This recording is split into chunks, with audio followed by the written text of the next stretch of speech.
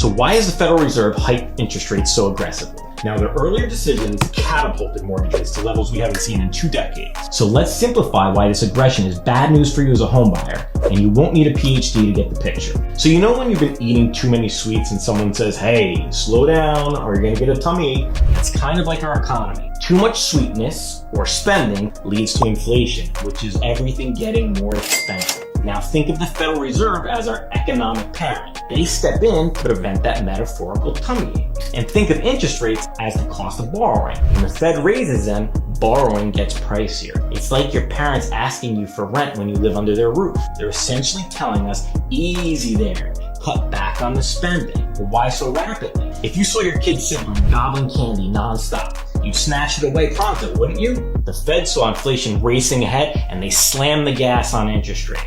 Now high rates, a total buzzkill. But the real concern is when rates stay too low for too long. And that's a core issue. That's when the daily essentials start costing an arm and a leg. And that's when things get ugly. So don't lose sleep over the high rates. Rates play on a swing, not a ladder. Give a thumbs up below if you enjoyed this video and stick with me as we simplify the tricky stuff, one video at a time.